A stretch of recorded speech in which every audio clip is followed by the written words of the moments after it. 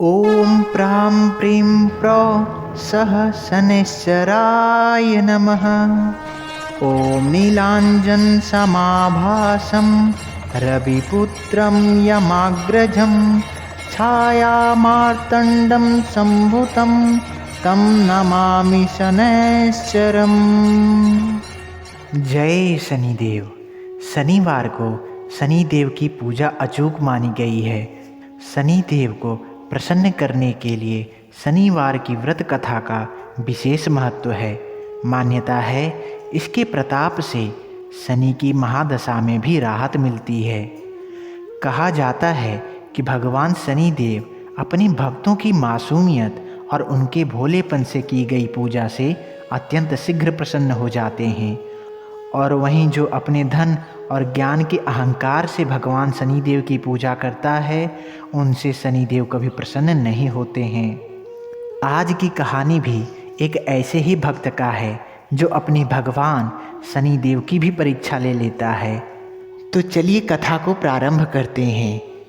एक ग्वाला रोज गायों को चराने के लिए गांव से बाहर जंगल में जाता था। जंगल में एक संत का आश्रम हुआ करता था। वहाँ संत रोज तप, ध्यान, मंत्र जाप करते थे। ग्वाला रोज संत को देखता तो उसे समझ नहीं आता था कि संत ये सब क्यों करते हैं। ग्वाले की उम्र बहुत कम थी। संत के इन कर्मों को समझने के लिए वह आश्रम में पहुंच गया और संत से पूछा कि आप रोज ये सब क्यों करते हैं और किसके लिए करते हैं। संत ने बताया कि मैं भगवान शनिदेव को पाने के लिए भक्ति करता हूँ। रोज पूजा पाठ, तप, ध्यान और मंत्र का जाप करने से भगवान शनिदेव के दर्शन हो सकते हैं।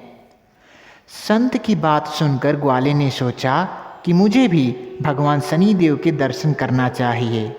ये सोचकर ग्वाला आश्रम से निकलकर एक सुनसान जगह पर पेड़ के नीचे एक पैर पर खड़े होकर तपस्या करने लगता है।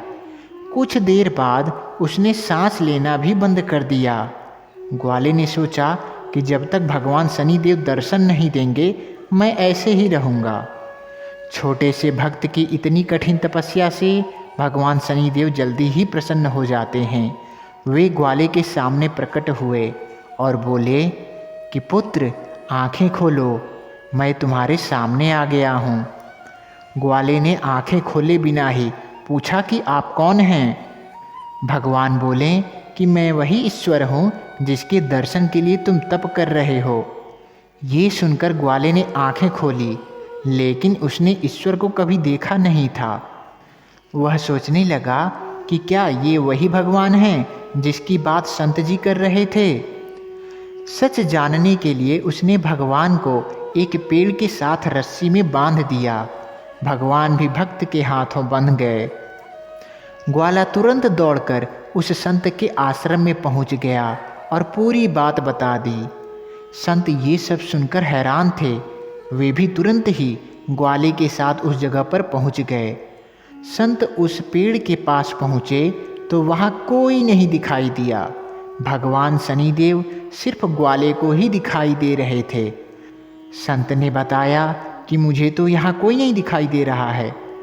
संत ने बताया कि मुझे तो यहाँ कोई नहीं दिखाई दे रहा है।